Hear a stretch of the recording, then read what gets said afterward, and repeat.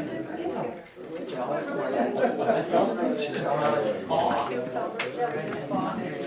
like the comment. John said Well, I was gonna buy a little open, it's not fun. It's too late. Ready? Alrighty, let's call the June 9th regularly scheduled meeting of the Village of McBride to order. First order of business is an introduction of late items, and we have two. One is an update on the bargaining process by administration, and we'll put that under 5A. And the second item is a revision of the tax rate bylaw, which we'll put under 9A. Okay. Can I get a motion to approve the agenda as amended? Edie, seconded. Sharon? All in favor? Carried. Next item on the agenda is the reading and the approving of the minutes of the regular meeting of, May 26, 2015. Move to approve by Sharon. I'll second it. Seconded by Ralph. He's in there early this time.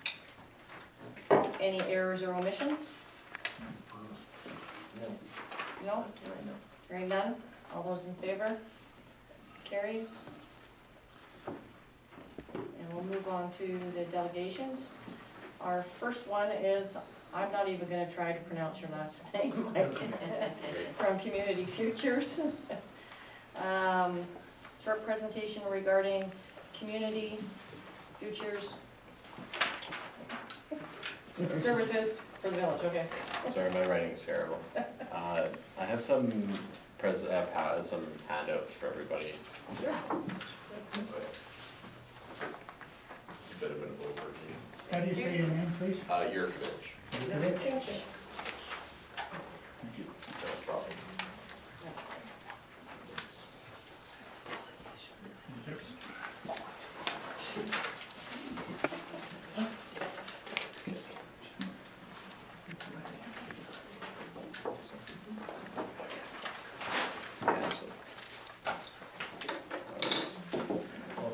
Thanks for allowing us to have the time to just kind of introduce Community Futures again. I know many people in the Valley are quite familiar with us, but we wanted to come out just as a reminder of our services, since there's a new council, new mayor, and a lot of changes happening in our community.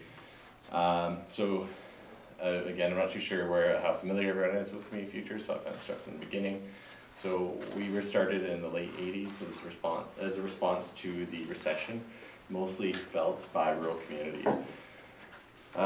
So we're celebrating just about our 30th anniversary now. We have 269 locations across Canada and 35 in British Columbia. So our particular office, based in Prince George, but we take care of Mackenzie, McBride, and Belmont as well. So our purpose is to take a grassroots approach to a community development. So there's a lot of different styles of economic development, but we believed in helping facilitate the ideas of your own community. So how we do so is we have free business coaching, consultation, we offer some workshops, and we also do financing as well. We work with multiple partners with financing or BDC, Women's Enterprise, Futurepreneur, a few different agencies there, and we also work in collaboration with other agencies. Some of them are listed in the guide here.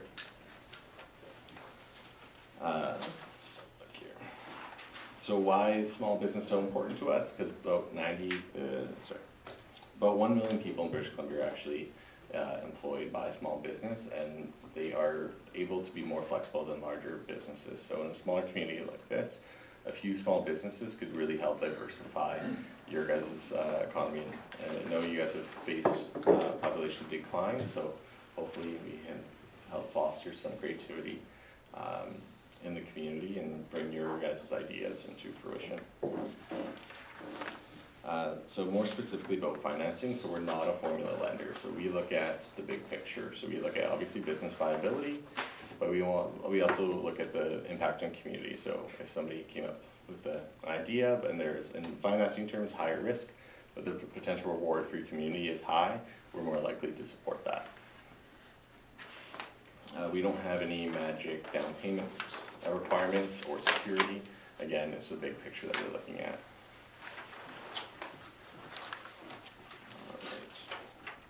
So in the past 22 years, we've authorized loans to 638 businesses, totaling more than $22 million. We've created and maintained approximately 2,800 jobs in our district. So our microloans, we can range anywhere from 5 to 10,000, even less if needed, and we can lend up to 150,000. In order to get that's our agreement with Western Economic Diversification, so we can't go over that amount, but we can syndicate with other community futures offices for a greater amount. So if somebody needs potentially upwards to $1 million, we do have a close relationship with other community futures within Northern British Columbia, and we can, if it's a strong enough deal, we can potentially fund something like that as well. So, another pivotal part of what we do is training and workshops. So we recently revamped all of our workshops. We were previously working with Small Business BC and referring a lot of people to their webinars, but we took it kind of back under our into our house, so we can kind of control what's being taught to our clients. And so we have a number of workshops. They typically range about 5 hours, and for a fee of about $80 on average, which is pretty good for business workshops. I know we're not physically in McBride all the time, but we do offer these available online as well. So, and they will be live. We use GoToMeeting, and they can ask questions throughout the meeting. And the more clients we have out here, the more excuse we have to come. So we also do business plan review. So if, as a business advisor, me and my colleague Bahar, we're happy to kind of do a bit of a review, but if you want a more intensive review, we can submit it to a committee of local business members of our community for, I believe, $50 fee, and they'll give a more comprehensive view, because we'll have a more comprehensive amount of people at the table than just one advisor.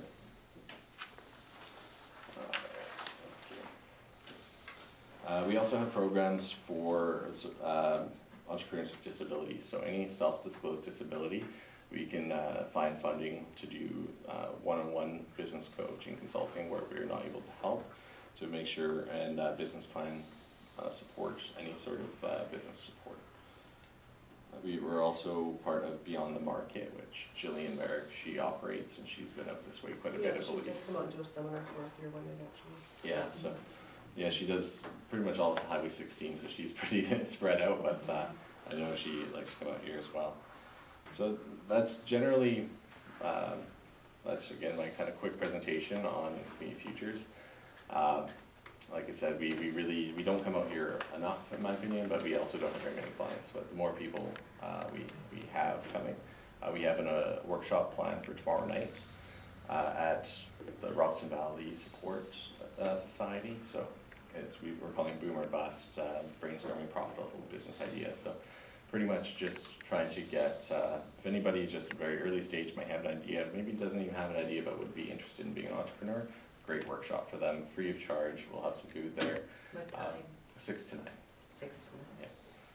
Yeah. So we would love to see people come out. I'm estimating hopefully about 10 people, if not more, and the more the merrier. So, and if anybody were to come up with an idea based off that workshop, we're here to help, and most of our services are absolutely free. So. I have some of my cards here. I can leave it at the front here, so if anyone's interested, you can pass them around the community. And like I said, I hope you see more clients out of McBride soon. Excellent. Thank you. Thanks. Thank you very much. We'll make sure that we have someone attend tomorrow night at the very least. Perfect. Thanks. Are there any other questions from you at all? Or? How many businesses have you helped in our area? I wouldn't know that stat off the top of my head, because we do have nearly 30 years of history. Currently, I'm not even sure if we have any active clients out of McBride, so we definitely have to change that. We've got a few out of Belmont, but like I said, the more people we have out here, the more reason we have to come out. So. where are you guys getting your money? From grants or the government or what? So our core funding comes from Western Economic Diversification, so the federal government, but we also do the self-employment program as well, so that's funded through the provincial government. So what's the interest rate on that? So the interest rate in the loans, because we are higher risk, is 8 to 10%, but we also do offer penalty-free buyouts. So in the event that the business were to take off and they are now bankable, we're more than happy to let them go to a bank for a lesser percent. But it's just trying to fill in that gap that we find, especially in a smaller community, where you are seeing population decline. It might be a bit of a battle to convince the banks to support it. So the way I understand this, if I want to start a business, I can come and ask you for some help?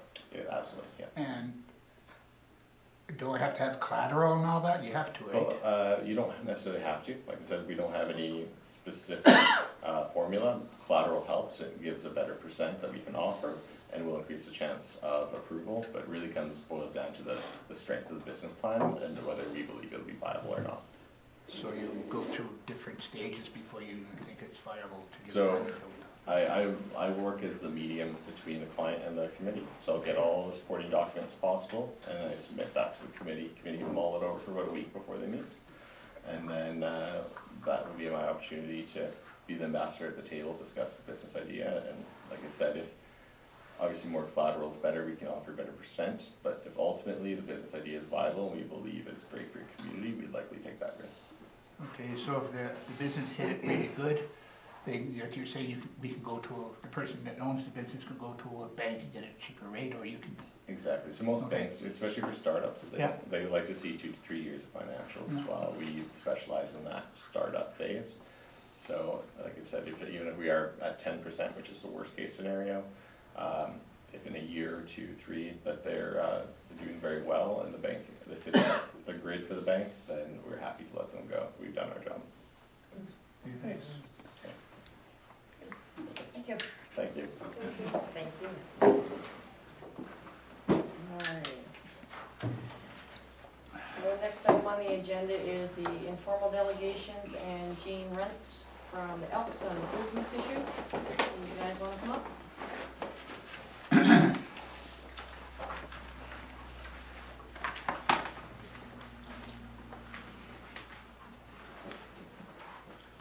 There's actually 2 of us. Clint is just here. Clint Traquair, did I get his name right? Yeah. I'm always saying his name wrong, so. Clint's here as a moral support, so, and his wife happens to be Honor Roll Lady of the Royal Purple, and she kind of suggested that it'd be good if he came here tonight, help me out. So, and the moral support does help. So, I am the exalted ruler of the Elks, and that's like the president. The Royal Purple and the Elks are actually different organizations, but we have what you call a joint lodge, which means we do many of our things together and we have meetings together. We have different bank accounts. And that helps us for, it does really helps us for getting money from the government. You know, there's just one. If we combined ourselves, instead of being able to get, we usually get 20,000 to help the community each year. We probably only get 10. Some of the years we haven't got as much, but you know, I think it's been a lot of money over the years. And then what we try to do is, our main function is to help kids that need help, and we have a national fund as well as we can provide ourselves. Sometimes the national fund is more restrictive, takes longer and stuff like that, and we have monies available that we can just use if we want to. All we have to do is approve it in-house, and that's a lot easier for us than going the more formal approach. One of the problems that we've had is decreased membership, and membership is just plain getting older, which means, you know, I mean, I'm 67 years old, and I'm one of the younger Elks, and I still get called kid by some of them. So, you know, we are an older group. I think, Clint, you're the youngest Elk. I'm the youngest one. Yeah, how old are you? 38. Well, there you go. So, so one of the biggest problems, we're having 2 problems. One is membership, and then from that, and the other thing is we're having a lot more trouble with rentals. our hall. And for that reason, and then we've had our taxes not quite tripled 3 years ago by the goodness of the government. They put us in our hall in the same category that you'd have a hall in Vancouver. Yeah, we could never figure that one out. No. We went and appealed it a couple times and we got absolutely nowhere. But then what we do now is we come to the village and we come to the regional district and we ask that we don't have to pay their portion of the taxes. So now what happens is, and both of them always say yes, but there's school taxes and different things. Those school taxes and miscellaneous things that we now have to pay just about exactly equal what our tax used to be. But it's just a hassle. Every year we've got to go and do this. I'm just trying to explain a little bit about, the situation with the Elks and Rural Purpose. You're going to have to put up with me a little bit.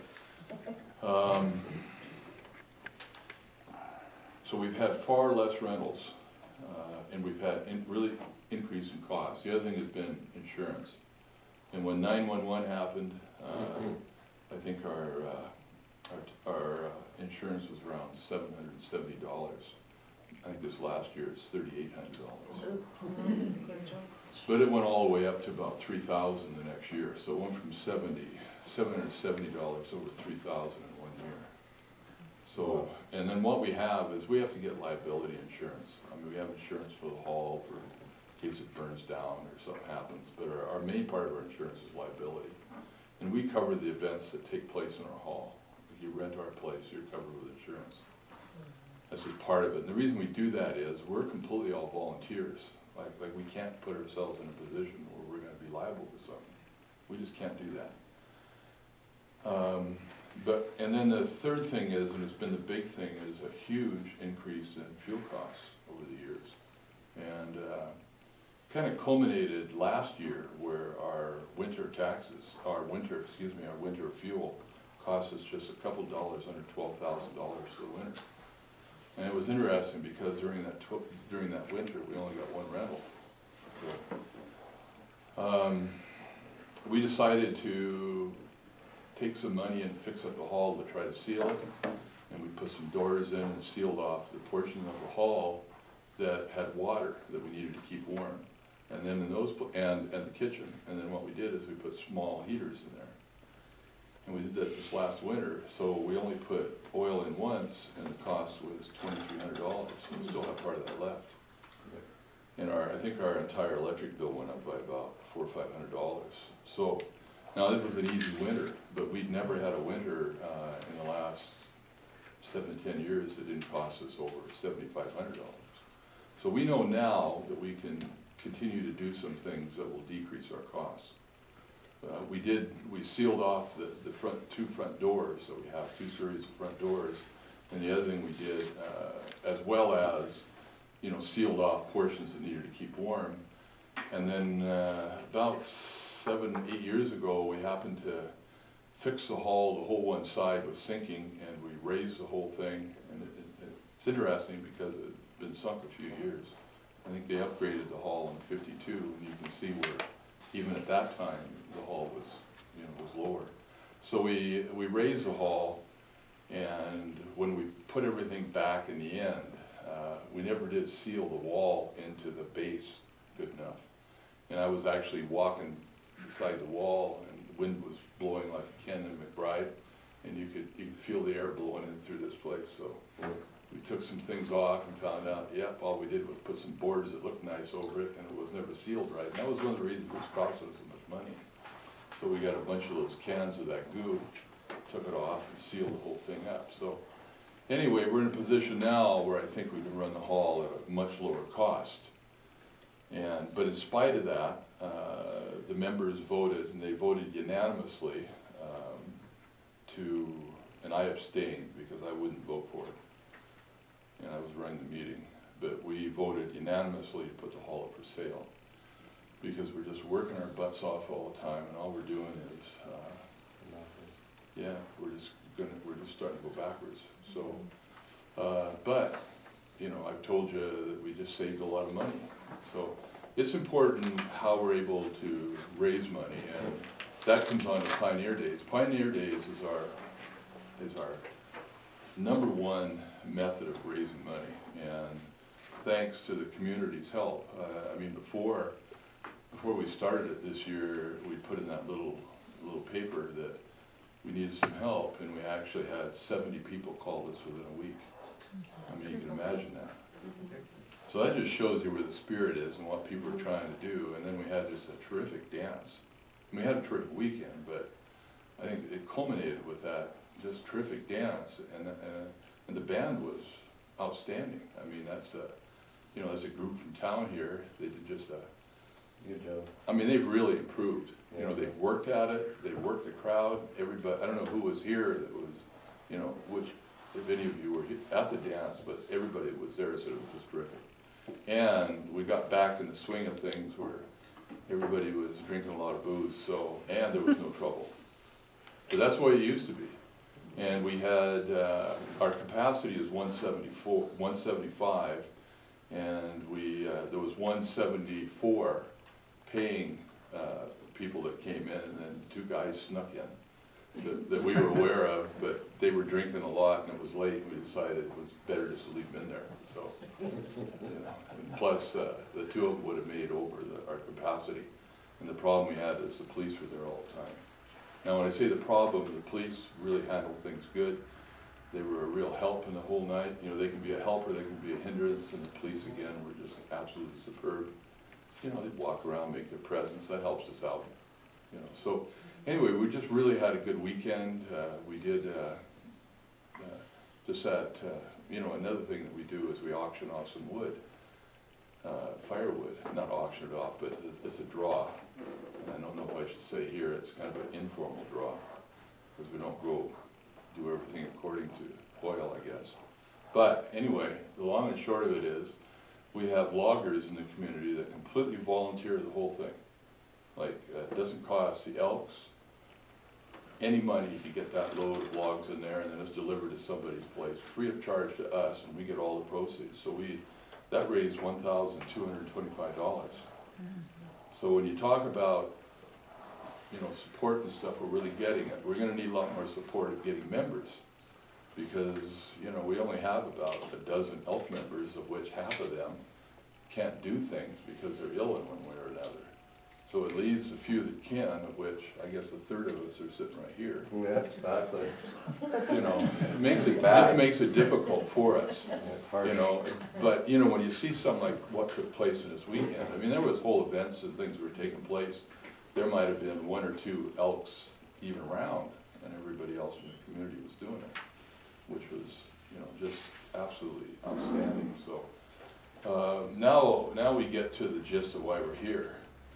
The last couple of years, we have, at the farmer's market, we have put on the, you know, we're the ones that have put on the food for hamburgers and hot dogs and whatever goes with that. And the way we've done it the last couple of years is we bring our barbecues over and everything that we got, and the food and our tables, and we set up and we do it.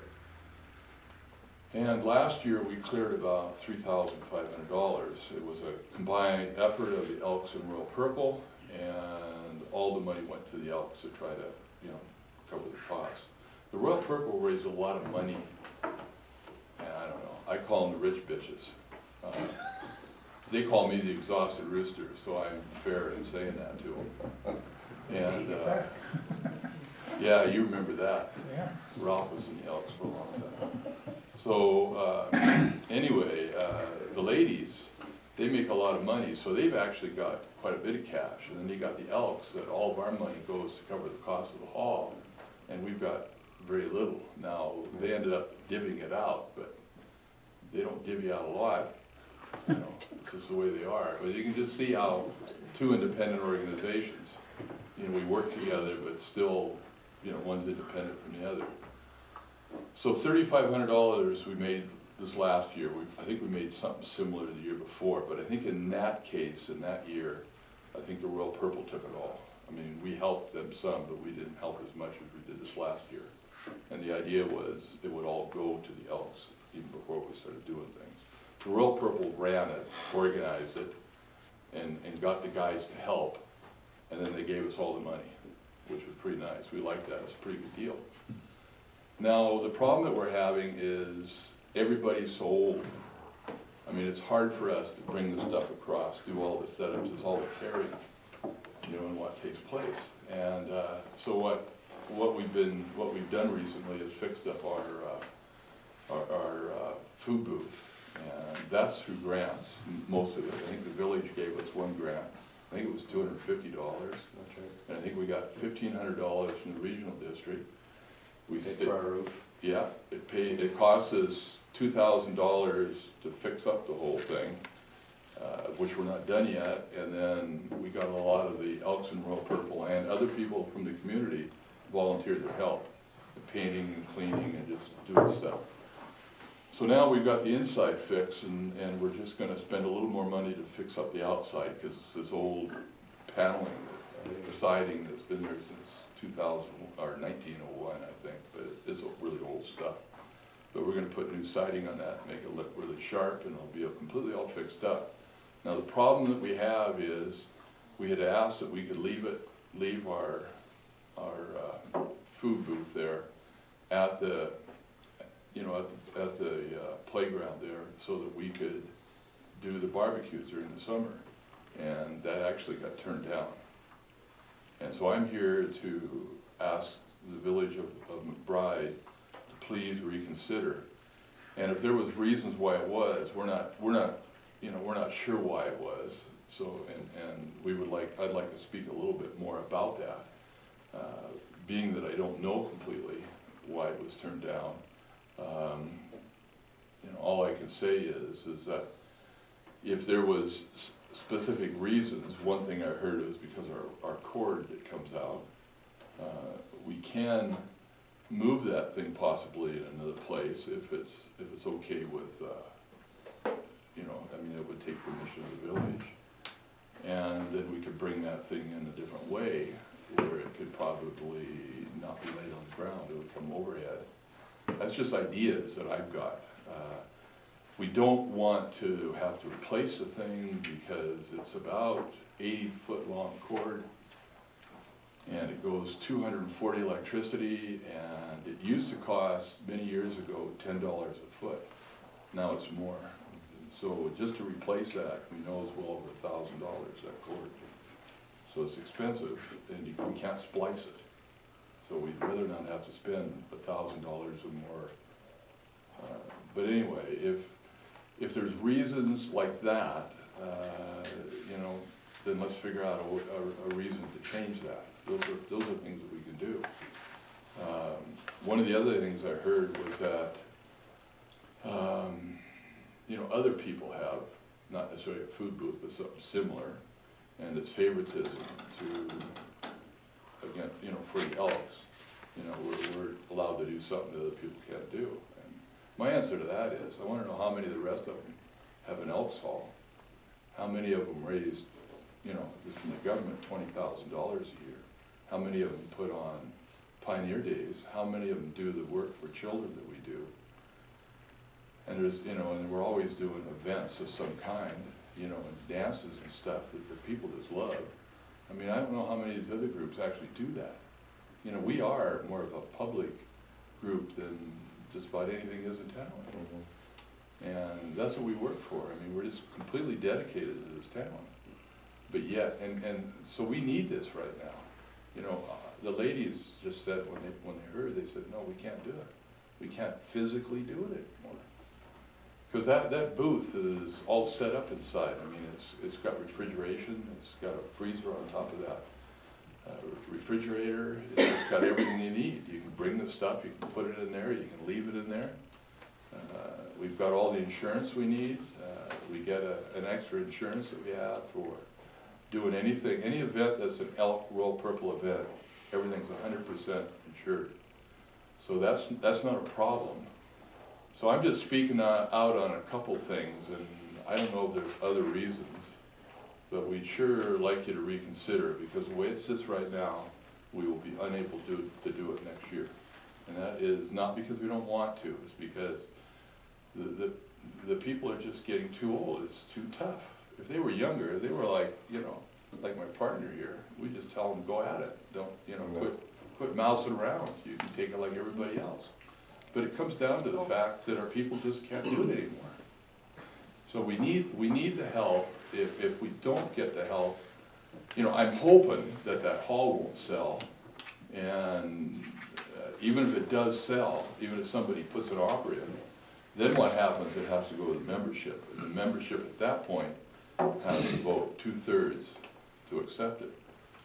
And this would be dirty, but I'd be prepared even to move the voting just for the men, because the Elks own that hall, not the Royal Purple. And I don't think there's 2/3 of the Elks want to sell it. And I don't want either. So there you go.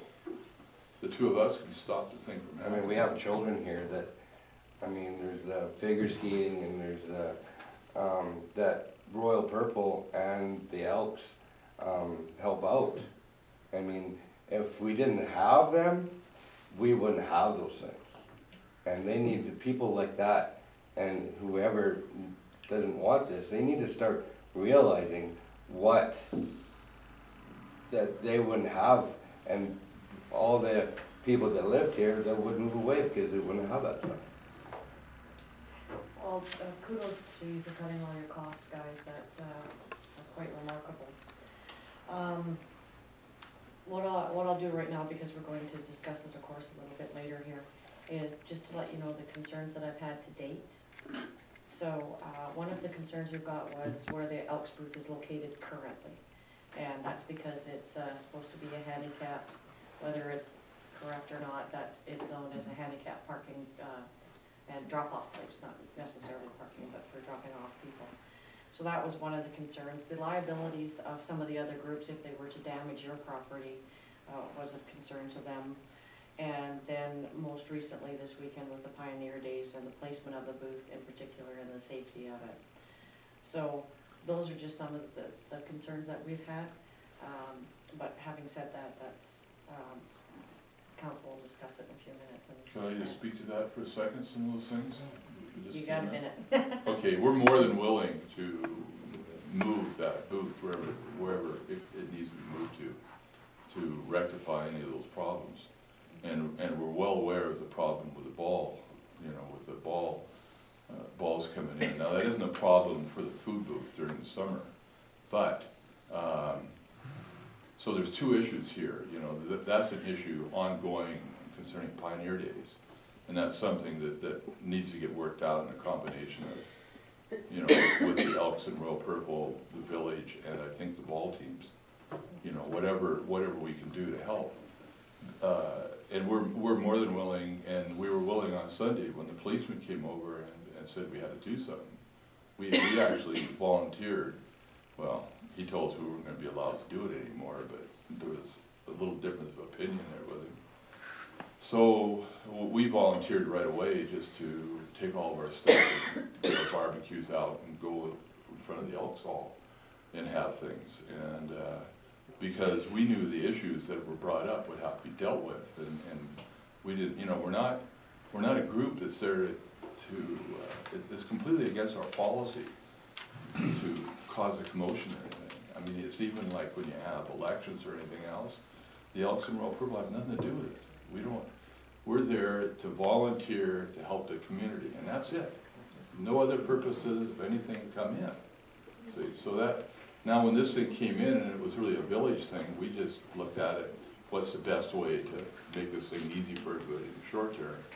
And the other thing that happened is the minute that policeman said that this was dangerous, I don't know if our insurance would have covered us anymore. So in terms of some of us and being the exalted ruler, I can become liable. You know, if you do something stupid there, if you don't listen to the police. And I call that being stupid, even though it had been there forever, we've done that. We've had a lot of close calls, we've had a lot of discussions in-house about the problems of the balls. But that's a different subject than other things that might have come up. As far as people damaging our booth, boy, they'd sure have to hit that sucker awful hard or do something. I can't even imagine what they could do to it.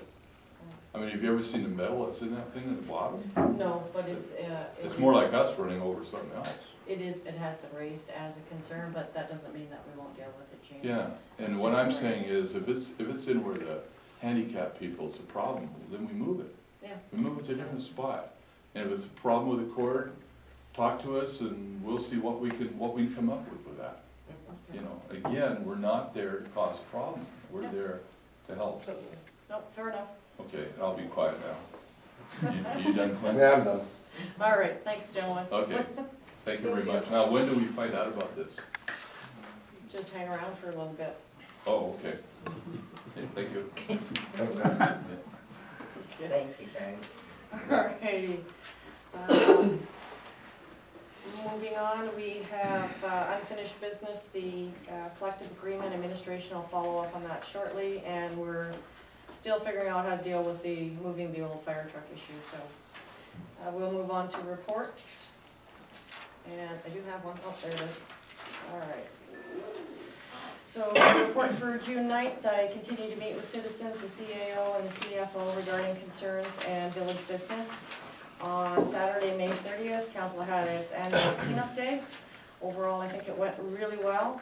The weather participated, which was nice, and according to the public works staff, there was a lot less garbage this year, so less people littering. Thanks to the Elks for providing food for all the participants, and forward the bill. Also on May 30th, I attended the 100th anniversary of McBride Farmers Institute. The Honorable Shirley Bond also attended, along with several regional District of Fraser Fort George directors. Minister Bond presented the Century Farm Award. Thanks to my date Marilyn Wheeler, everyone seemed to have a lot of fun. On Tuesday, I met with Lance McDonald and Newton Choi from TELUS. The discussion centered around the cell tower initiative. It's finishing up its last legs. TELUS informed us that they had purchased some broadband in the Spectrum auction, which we had supported, and that has been used to extend the distance on the cell tower, so we get cell coverage for a little bit more mileage. TELUS also told us that they had hired another local employee, thereby doubling their workforce to 2. On Saturday, June 6th and 7th, I attended many of the Pioneer Day events until the heat got the best of me. The parade went well, and by all accounts, it was one of the best. Councillor Tracy showed some scary skills at the axe throw, tying for first place. Many thanks to the organizers and the many volunteers that make this event successful. It was a job well done. And just as a heads up, on July 2nd, after the Canada Day festivities, we're going to have a Meet Your Elected Officials Day. Shirley Bond and Bob Zimmer will be in town.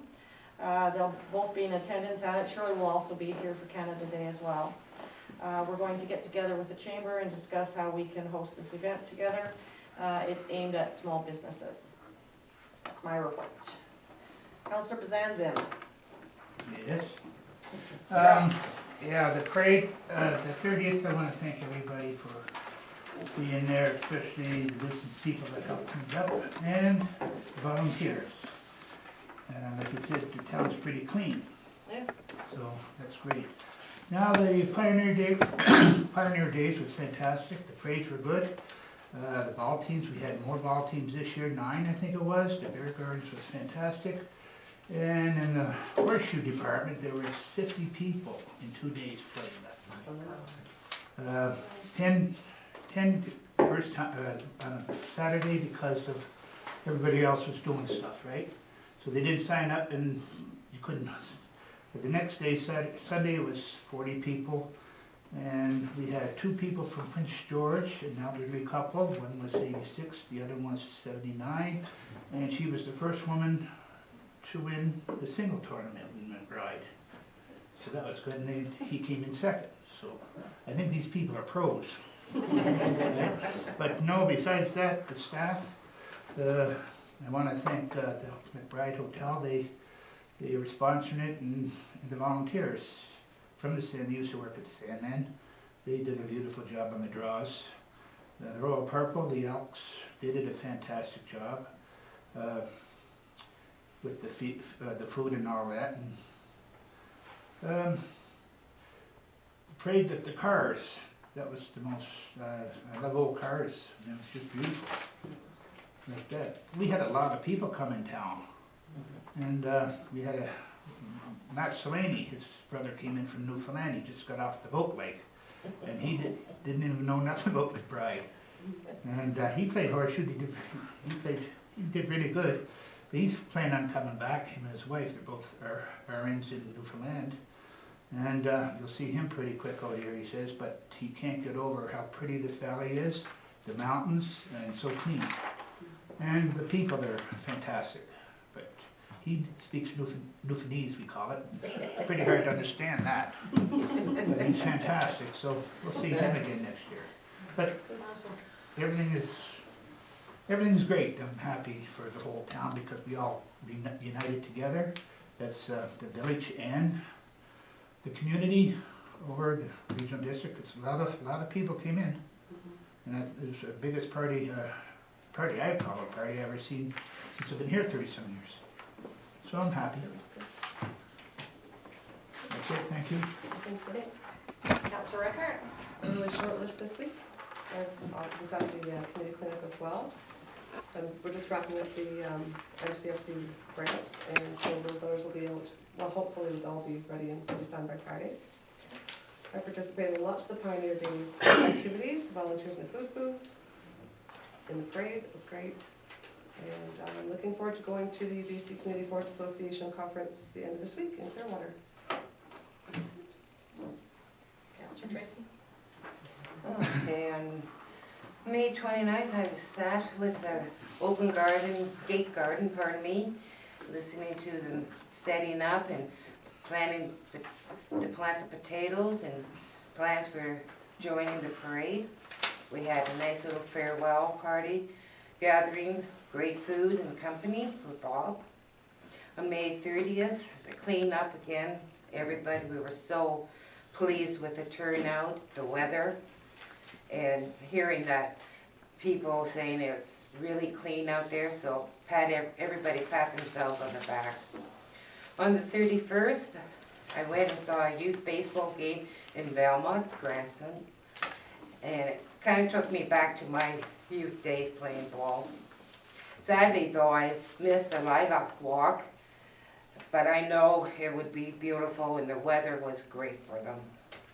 And then the Pioneer Days, everybody, it was just fabulous seeing all the volunteers. And then that was about it. Oh yes, about my first participating in a ladies axe throwing event. I just would like to say, I'm proud to say I hit the target and no one got hurt. It was beginner's luck. Thank you all. You didn't win anything? Oh yes, I won $50, which I am going to donate to the food bank. Really? Good. You did good there. Surprised. $50. I'm not Yeah. surprised. All right, so, is Ms. Lee can update us on, I'm sorry, I missed the, Yeah, things on I'll the have budget. my full report for our next meeting. I do them up monthly. I did want to update on our collective agreement, and going forward, we actually have our first meeting June 19th here in McBride. So we're on the move with the bargaining. We have our financial report under 6F. Never gonna get used to this type of page numbering, which is just a checklist for the Village of McBride. Yeah, any comments on that, guys? Is that on page 9? It is, yes. Here, I got 2 questions, please. Yep. Mr. Redloff, Yes, the money that $9,096, what's that for? Were they still have the contract that they're cleaning up that? so there was a bunch of things when I got here. So we had some of the oversight that Yeah. they were helping with the water system. There was, they had to replace the intake, so Yep. there was some work that they did with that. Yeah, so with that one, so the 2 were water intake and 2 were the operations oversight for looking after the water. So are they going to be still contracted with us? As far as I know, no, we don't. You're No? good. No. Okay, now, refund Rick Thompson, what was that for? So when somebody rents the hall, they have to give us a $200 deposit, and then when they, regional district said everything's fine, we have to pay it back. Okay, that's all I need, thank you. Public Works is under 6G. We'll give Travis giving us an update on all the stuff you and the guys are doing. And we have nothing from the fire chief or the police or the community forest or the chamber at this time. So can I get a motion to receive reports for information? Ladies, all in favor? Karen? Alright, moving on. We have no correspondence requiring action, except for under new business in section 10.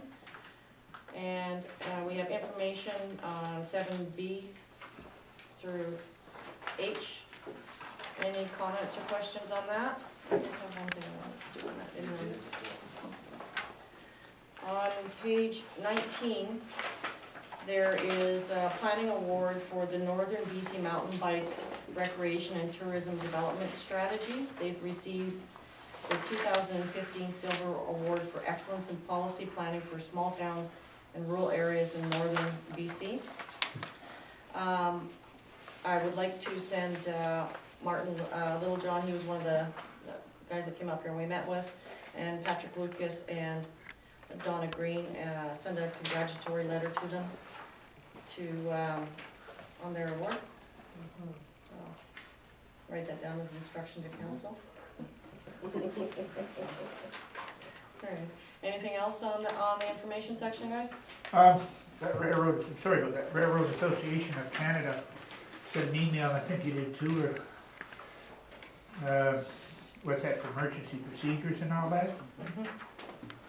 Are we gonna meet with anybody with that, or just gives updates? This is just an update on to how their app works and stuff, and I thought it would be a good idea to put in because of the railroad tracks Well, and of course, you should, emergency, just so in case. it helps our responders. Okay. Anything else? No, hearing none, I'll move on. We have no council notices as to resolutions at this time. And number 9, we have one of our late items, which is the revision of the tax rate bylaw. Ina, do you want to address that? Sure. So, we set the tax rate bylaw, did it within 2 weeks of me getting here. Used the formulas that they had already put into our system. Working with MUNUR, and that's our accounting program, you have to match MUNUR's program with your tax rates to BC Assessment's tax rates. So everything has to balance in order for it to work. And BC Assessment has said, this is the amount that you're gonna tax your public on. So we had a couple glitches where some of them weren't being taxed in the right area, so we had to do some changing. CN was our biggest issue, so we kept going back to the same roll number. So then we finally got there, and turns out that we were overcharging the municipal with the base that BC Assessment had set, and we were under charging regional district, because regional district tells us how much we have to collect based on the assessment. So this is why we had to create an amended tax rate bylaw to coincide what BC Assessment, the regional district numbers they had used. So yes, municipal tax went down, but regional tax rates went up. Are you gonna? But our dollar amount Okay. is still the same. Okay, that's what I wanted. Scared me. We're only collecting $449,000 from the municipality, but when we did the program, we were gonna collect 463 or 89, you know, it was a lot higher. So we can't do that. We have said that we are only collecting this amount from the public. That's why you have to change your, So the past 10 years, what happened there was this, I haven't looked anywhere in the past, not gonna go there. okay? We're gonna move forward from this day on. UR is balanced, and it will continue to stay balanced. Okay, Thank you. Can I get a motion that the tax rate bylaw number 757-1, 2015 be given the first, second, and third reading? Moved by Sharon. Seconded by Ralph. Any other discussion? Nope. All in favor? Carried. We'll move on to number 10 now, which is our new business. Okay, so the first one is the McBride Elks and Royal Purple, the request to leave the food booth at the park for the summer. We heard our delegates tonight, and I know that you guys have been approached by members of the public. So I'd like to get a motion that administration and public works